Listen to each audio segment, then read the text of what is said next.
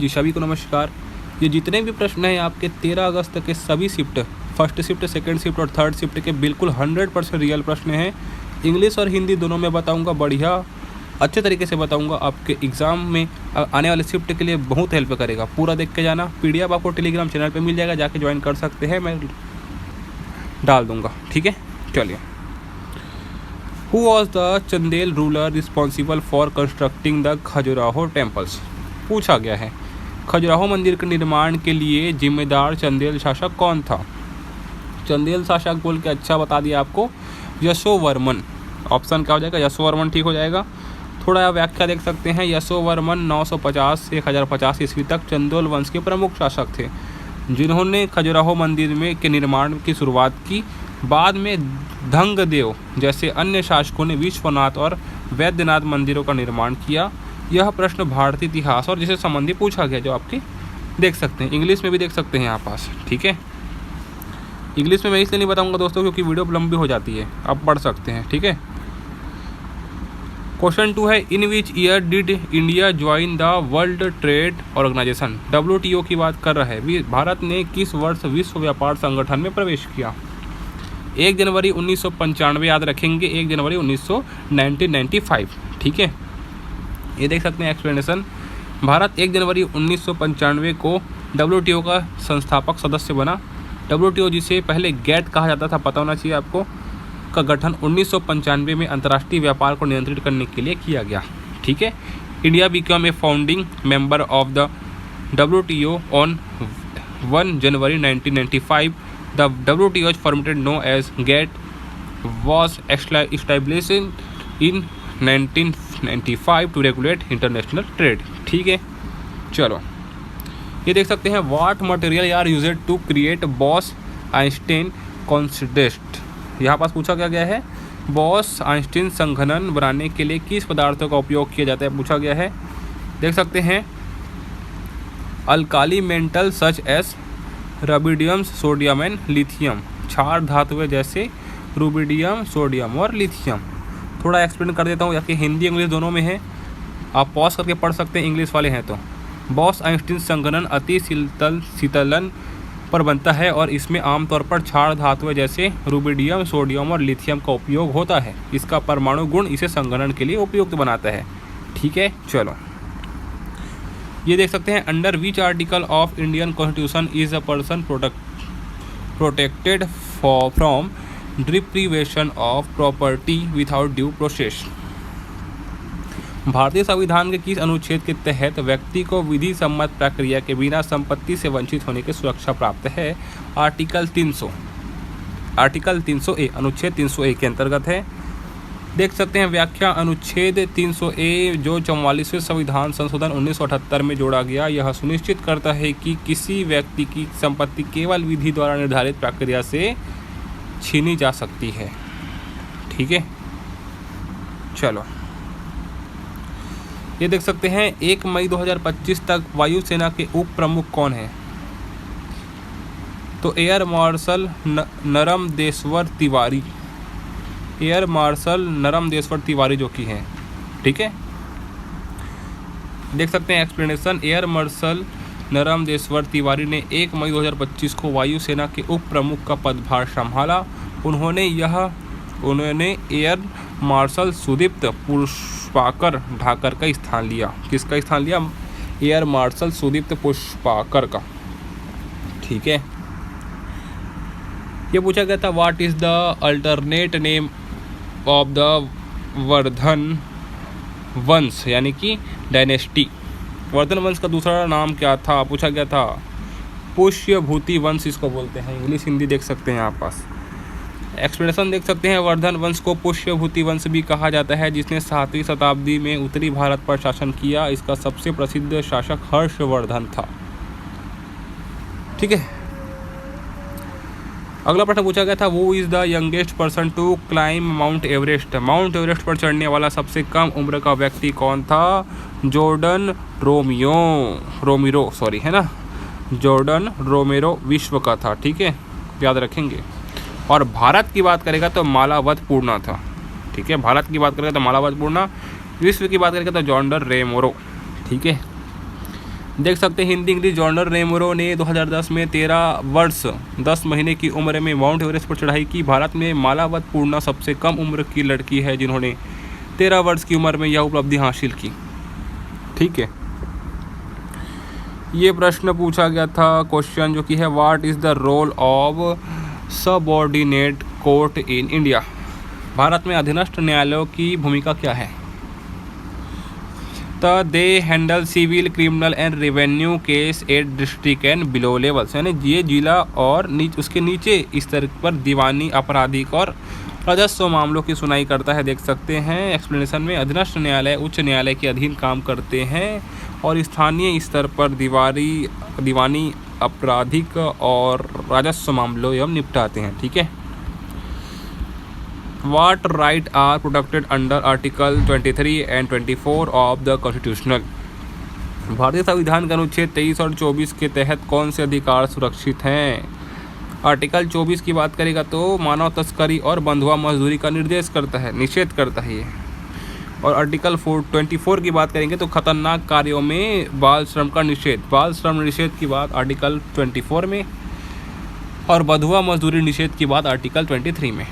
ये अब इम्पॉर्टेंट है आपके लिए। ठीक है, हिंदी इंग्लिश में व्याख्या देख सकते हैं। अनुच्छेद 23 मानव तस्करी, बंधुआ मजदूरी और अन्य शोषण को रोकता है, जबकि अनुच्छेद 24 कारखानों, खानों और खतरनाक कार्यों में 14 वर्ष से कम उम्र आयु के बच्चे को रोजगार में प्रतिबंध लगाता है। तो अनुच्छेद 24 याद रखेंगे इसको। ठीक है, इंग्लिश हिंदी दोनों में देख सकते हैं, लेकिन मैं आपको इंग्लिश में एक्सप्लेन नहीं कर रहा हूँ क्योंकि वीडियो बहुत लंबी हो जाएगी। अगला, what is the Buddhist equivalent of the Bhagavad Gita. Bhagavad Gita के बौद्ध धर्म में समकक्ष ग्रंथ का नाम क्या है। तो ये है आपका धम्मपद, यहाँ पर देख सकते हैं आप धम्मपदा। ठीक है, इंग्लिश हिंदी देख सकते हैं। धम्मपद बौद्ध धर्म का प्रमुख ग्रंथ है जिसमें भगवत गीता के समान माना जाता है। यह सुत्त पिटक का हिस्सा है और इसमें 26 अध्याय व 423 श्लोक हैं। ठीक है, 26 चैप्टर एंड 423 वर्सेस। ठीक है, ये प्रश्न है what is the Bharatmala project. Bharatmala परियोजना क्या है। सड़क जोड़ने वाली परियोजना पता होना चाहिए आपको। ये second largest highway development program in India covering देख सकते हैं 34,800 किलोमीटर। ठीक है, भारत का दूसरा सबसे बड़ा राजमार्ग विकास कार्यक्रम जो 34,800 किलोमीटर को कवर करता है। थोड़ा एक्सप्लेन दे देता हूँ आपको कि भारतमाला जो परियोजना है 31 जुलाई 2015 को शुरू किया गया था, जिसका लक्ष्य देश भर में 34,800 किलोमीटर लंबा राजमार्ग नेटवर्क बनाना था। इसकी अनुमति लागत 5.35 करोड़ है। ठीक है, अनुमानित जो एक्सपेक्टेड जो लागत है, एस्टिमेट कॉस्ट है वो 5.35 लाख है। ठीक, 5.35 लाख करोड़ है, याद रखेंगे भाई। Who was the awarded the Padma Vibhushan in 2025 in field of art? 2025 में कला के क्षेत्र में पद्म विभूषण किसे प्राप्त किया गया। डॉक्टर लक्ष्मी नारायण सुब्रमण्यम को पक्का कराया था। ये मैंने क्वेश्चन आपको कि पक्का पूछेगा मतलब पूछेगा।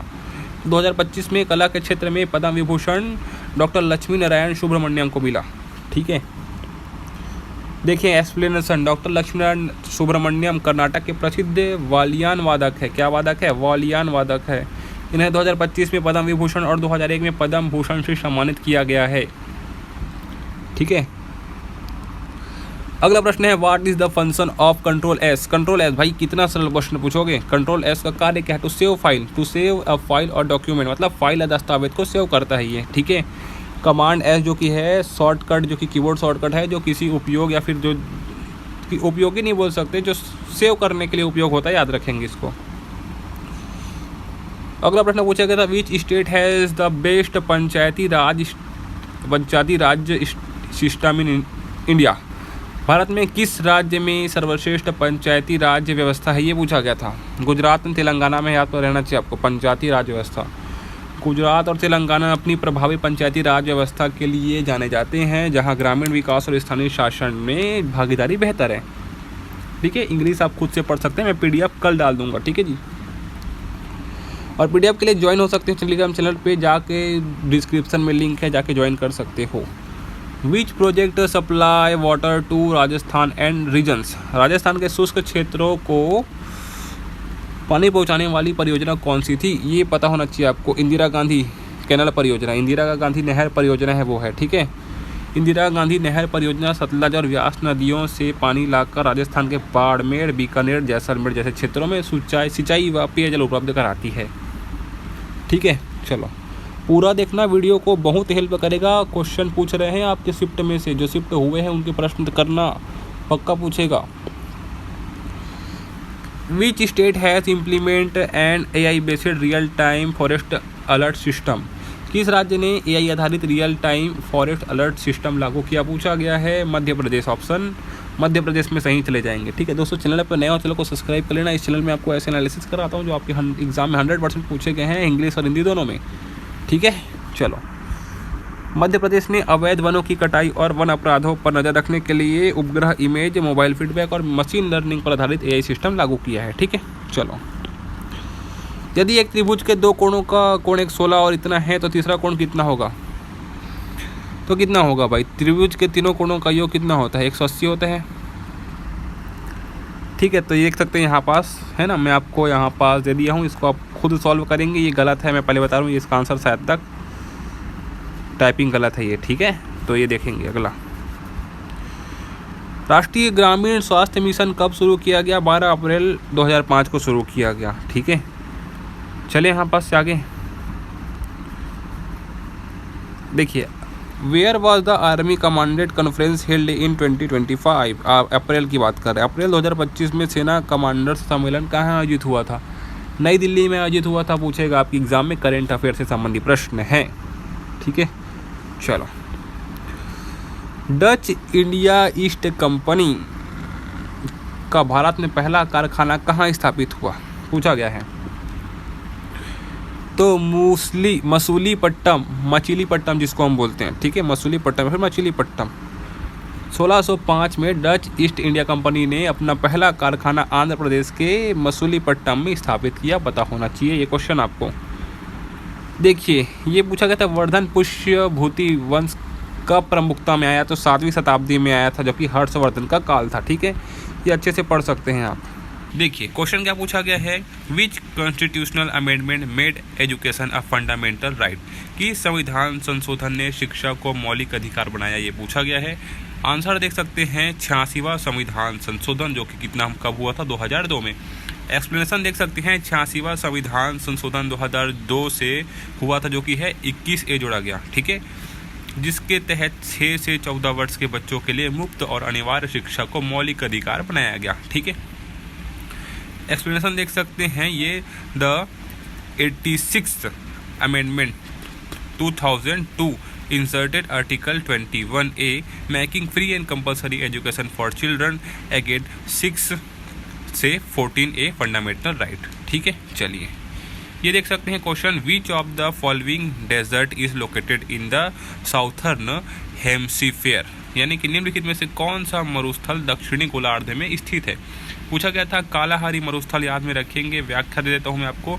कालाहारी मरुस्थल दक्षिणी अफ्रीका के बोत्सवाना, नामीबिया और दक्षिण अफ्रीका के हिस्सों में फैला हुआ है। यह पूरी तरह दक्षिण गोलार्ध में स्थित है और लाल रेत व विशिष्ट वन्य जीवों के लिए प्रसिद्ध है। यहाँ बस आप इंग्लिश में भी देख सकते हैं, पॉज करके पढ़ सकते हैं, ठीक है। PDF के लिए टेलीग्राम चैनल ज्वाइन कर सकते हो। ये प्रश्न पूछा गया था, वो chaired the 10th governing council meeting of NITI Aayog, NITI Aayog की 10वीं गवर्निंग काउंसिल की बैठक की अध्यक्षता किसने की, प्रधानमंत्री नरेंद्र मोदी ने की, याद रखेंगे। एक्सप्लेनेशन देख सकते हैं, प्रधानमंत्री नरेंद्र मोदी ने 24 मई 2025 को नई दिल्ली के भारत मंडपम में बैठक की अध्यक्षता की। विषय इसका याद रखेंगे, इंपॉर्टेंट रहेगा, विकसित भारत 2047 तक विकसित भारत का लक्ष्य रखा गया, ये चीज़ें आपका है। ये विषय क्या था, इसका थीम था, ठीक है। तो यहाँ पास आप इंग्लिश में भी देख सकते हैं, पढ़ सकते हैं पॉज करके, क्योंकि वीडियो लंबी हो जाएगी, ठीक है। ये प्रश्न पूछा गया था question 3rd, which state signed and MoU with in space to establish a centre of excellence for space technology and space manufacturing park, यानी कि किस राज्य ने इन स्पेस के साथ अंतरिक्ष प्रौद्योगिकी और अंतरिक्ष विनिर्माण पार्क के लिए उत्कृष्टता केंद्र की स्थापना के लिए समझौता किया, याद रखेंगे कर्नाटक। ठीक है। यहाँ पास आप देख सकते हैं कर्नाटक ने यह समझौता अंतरिक्ष स्टार्टअप्स, उपग्रह निर्माण और अनुसंधान को बढ़ावा देने तथा राज्य के एयरोस्पेस सेक्टर को मजबूत करने के लिए किया। ठीक है, चलो ये पूछा गया था in the 106th constitutional amendment which article was amendment to provide reservation for women in Delhi Assembly। यानी कि 106वें संविधान संशोधन में दिल्ली विधानसभा में महिलाओं के आरक्षण के लिए किस अनुच्छेद में संशोधन किया गया, पूछा गया था। याद रखेंगे क्या, आर्टिकल 239A, यहाँ पास आप देख सकते हैं। ठीक है, ये प्रश्न भी पिछली बार पूछा जा चुका है। अनुच्छेद 239A में संशोधन कर दिल्ली विधानसभाओं में महिलाओं के लिए आरक्षण का प्रावधान किया गया। लोकसभा और राज्य विधानसभाओं में भी ये प्रावधान जोड़े गए। ठीक है, ये इंग्लिश में आप देख सकते हैं। Article 239 was modified to allow reservation for women in Delhi's legislative assembly. Similar provision were added for Lok Sabha and state assembly। ठीक है, चलो ये पूछा गया था which shortcut command is used to switch between windows. Window के बीच switch करने के लिए किस शॉर्टकट का उपयोग किया जाता है, पूछा गया था। अल्ट प्लस टैब का प्रयोग किया जाता है, आपको पता होना चाहिए, है ना। विंडो से स्विफ्ट करने के लिए अल्ट प्लस टैब का प्रयोग किया जाता है। This shortcut allowed quick switching between open application in window OS, है ना। यह शॉर्टकट विंडो ऑपरेटिंग सिस्टम में खुले हुए ऐप्स के बीच तेजी से स्विच करने के लिए उपयोग होता है। ठीक है, कौन सा स्विच बताया मैंने आपको, अल्ट प्लस टैब। ठीक है, ये प्रश्न पूछा गया था विच of the following is a dimensionless quantity, यानी कि जो विमा विहीन है, निम्नलिखित में से कौन सी राशि विमाएं विहीन है, बोला गया है डायमेंशनलेस बोला गया है। अपवर्तनांक जो कि है विमाओं जो कि है विहीन है। अपवर्तनांक प्रकाश की 2 गतियों का अनुपात है, इसलिए यह विमाएं विहीन राशि है। ठीक है, ये देख सकते हैं आप। ये प्रश्न पूछा गया था under article 371A 371 which state was given special status. अनुच्छेद 371A के अंतर्गत किस राज्य को विशेष दर्जा दिया गया। देखिए दोस्तों, चैनल पर नए हो चैनल को सब्सक्राइब कर लेना। इस चैनल पे मैं आपको ऐसे एनालिसिस करा देता हूँ, जो चीज़ें आपकी एग्जाम में पूछे जाती है उसको करा देता हूँ, जो आपके लिए हेल्प करता है। ठीक है, तो ये देख सकते हैं नागालैंड है जो कि है अनुच्छेद 371A के अंतर्गत नागालैंड को विशेष दर्जा दिया गया है। देख सकते हैं यहाँ पास इंग्लिश और हिंदी दोनों में। ठीक है, चलो ये प्रश्न देख सकते हैं दीवान ए अर्ज डिपार्टमेंट वास रिलेटेड टू विच फील्ड। दीवान ए अर्ज विभाग किससे संबंधित है, पूछा गया है रक्षा से संबंधित है, डिफेंस से संबंधित है। याद रखेंगे दिल्ली सल्तनत काल में दीवान ए अर्ज सैन्य विभाग था जो भर्ती और सेना के प्रशासन को देखता था। ये आप इंग्लिश में भी देख सकते हैं। ये प्रश्न पूछा गया था ऑन विच डेट वास महाशिवरात्रि सेलिब्रेटेड इन 2025। पूछा गया था 2025 में महाशिवरात्रि कब मनाई गई। ठीक है, तो 26 फरवरी 2025 को मनाई गई। याद में रखेंगे 26 फरवरी 2025 का सही आंसर हो जाएगा। महाशिवरात्रि फागुन मास की कृष्ण पक्ष चतुर्दशी को मनाई जाती है। 2025 में यह 26 फरवरी को पड़ी थी। ठीक है, इंग्लिश में भी देख सकते हैं Mahashivratri celebrated on the 14th night of the dark fortnight in the month of Phalguna in 2025। It fell on 26 February. ये पूछा गया था in which year was the National Gokul Mission launched. राष्ट्रीय गोकुल मिशन किस वर्ष लॉन्च हुआ था, ये पूछा गया था 2014। इसका याद रखेंगे 2014 में याद रखेंगे इसको। दिसंबर 2014 में शुरू किया गया। इस मिशन का उद्देश्य भारत की देशी गायों की नस्लों का विकास और संरक्षण था। बहुत ही इम्पोर्टेंट है ये। 2014 दिसंबर में शुरू किया गया कौन सा मिशन, राष्ट्रीय गोकुल मिशन, जो कि है देशी गायों की नस्लों का विकास और संरक्षण था। याद रखेंगे, पक्का पूछेगा इसको और, है ना। What was India rank in the human development index 2023 HDI, बताइए। मानव विकास सूचकांक 2023 में भारत की रैंक क्या थी, देखिए तो कितने थी 130, 130वां था। याद रखेंगे भारत 2023 में संयुक्त राष्ट्र विकास कार्यक्रम की मानव विकास रिपोर्ट में 193 देशों में 130वें स्थान पर रहा, जो पिछले वर्षों की तुलना में सुधार है। ठीक है, ये आप इंग्लिश में भी देख सकते हैं। ये देख सकते हैं हु वाज संत ज्ञानेश्वर। ये संत ज्ञानेश्वर कौन थे पूछा गया था। तो ये देखिए मराठी संत कवि दार्शनिक योगी ये सभी थे। तो ऑप्शन में होगा तो लगा देंगे सीधे। संत ज्ञानेश्वर 1276 से 1296 एक मराठी संत कवि और योगी थे। उन्होंने ज्ञानेश्वरी नामक भगवत गीता पर टीका लिखी। ये पूछेगा। ठीक। What does article 79 of the Indian constitution deal with. पूछा गया है भारतीय संविधान का अनुच्छेद 79 किससे संबंधित है। ठीक है, देख सकते हैं संसद की संरचना से संबंधित है, कंपोजिशन ऑफ पार्लियामेंट। थोड़ा सा व्याख्या दे देता हूँ। अनुच्छेद 79 के अनुसार संसद 3 घटकों से बनती है, राष्ट्रपति, राज्यपाल और लोकसभा। सॉरी है ना, राष्ट्रपति, राज्यसभा और लोकसभा। यह केंद्र सरकार की विधायी संरचना तय करती है। राज्यसभा जो कि होता है उच्च सदन होता है और लोकसभा जो कि होता है निम्न सदन होता है, आपको पता होना चाहिए। ठीक है, देखिए article 79 state that the parliament constitute of 3 components, the president, the Rajya Sabha and the Lok Sabha. It define the legislative structure of the union government. ठीक है, ये जो की पीडीएफ है आपको टेलीग्राम चैनल पे मिल जाएगा, आप जाके ज्वाइन कर सकते हैं। एक के साथ में आपको सभी शिफ्ट के प्रश्न दे देता हूँ। ठीक है, देखिए what is the primary function of controller and auditor general यानी कि CAG ऑफ इंडिया। मतलब भारत के नियंत्रण एवं महालेखा परीक्षक CAG का मुख्य कार्य क्या है। तो देखिए मुख्य कार्य की बात करेंगे तो भारत के नियंत्रण और महालेखा परीक्षक CAG का मुख्य कार्य केंद्र और राज्य सरकारों के सभी वित्तीय लेन देन की लेखा परीक्षा करना होता है, जैसे कि नाम से समझ आता है आपको। ठीक है, यह सुनिश्चित करना है कि सरकार द्वारा प्राप्त और खर्च किया गया धन संविधान और कानून के अनुसार उचित तरीके से उपयोग किया जा रहा है या नहीं। ठीक है, देख सकते हैं CAG सरकार के खातों का ऑडिट करके सार्वजनिक धन के उपयोग में पारदर्शिता व जवाबदेही सुनिश्चित करता है। ठीक है, ये पूछा गया था which 2 rice varieties have been selected by the Indian government for testing. मतलब पूछा गया है कि भारत सरकार ने परीक्षण के लिए किन 2 चावलों की किस्मों का चयन किया। तो इसका जो कि आंसर है आप एक बार अच्छे से और एक बार कंफर्म कर सकते हैं। देखिए स्वर्णा और PR 126, क्या ये आपके ऑप्शन में था, ये मुझे बताएंगे। ठीक है, यहाँ पास व्याख्या देख सकते हैं कि इन दोनों किस्मों का चयन गुणवत्ता और पोषण मूल्य परीक्षण के लिए किया गया है ताकि बेहतर उत्पादन और निर्यात क्षमता सुनिश्चित की जा सके।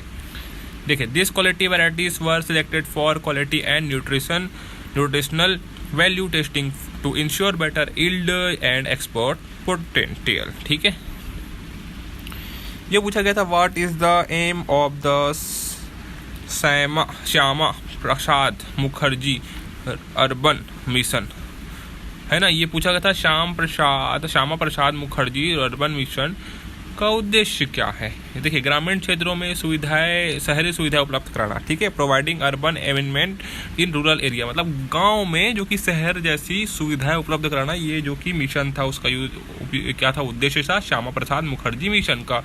देख सकते हैं व्याख्या श्यामा प्रसाद मुखर्जी योजना, जिसे Shyama Prasad Mukherjee rurban mission SPMRM भी कहते हैं, ग्रामीण क्षेत्रों को शहरी सुविधाओं के करीब लाने और ग्रामीण शहरी अंतर को कम करने के लिए भारत सरकार द्वारा शुरू की गई एक पहल थी। इसका उद्देश्य आर्थिक, सामाजिक और भौतिक रूप से ग्रामीण क्षेत्रों को मजबूत बनाना है ताकि सतत और संतुलित क्षेत्रीय विकास को बढ़ावा दिया जा सके। ठीक है, देखिए ये 2016 में शुरू हुई थी, अच्छे से याद रखेंगे, पूछ लेगा। 2016 में शुरू हुई थी आपकी ये। ठीक है, यह मिशन ग्रामीण शहरी अंतर को खत्म करने के लिए मैं बता दिया हूँ ये चीज़ें आपको। ठीक है, इंग्लिश में भी देख सकते हैं, लॉन्च इन 2016 में। ठीक है, तो अच्छे से पढ़ लेना इस चीज़ को। ये पूछा गया था the Tehri dam is build on which river. Tehri बांध किस नदी पे बना है, पता होना चाहिए, भागीरथी। दोनों में देख सकते हैं, हिंदी इंग्लिश दोनों में। ठीक है, एक्सप्लेन देख सकते हैं, उत्तराखंड में स्थित यह भारत का सबसे ऊंचा बांध है, टिहरी बांध, जो जल विद्युत उत्पादन, सिंचाई और पेयजल आपूर्ति के लिए बना है। Located in Uttarakhand, it is the largest tallest dam in India, constructed for hydroelectric power generation, irrigation and drinking water supply. Clear. चलो, ये पूछा गया था according to the IMF what is India projected GDP growth rate for 2025।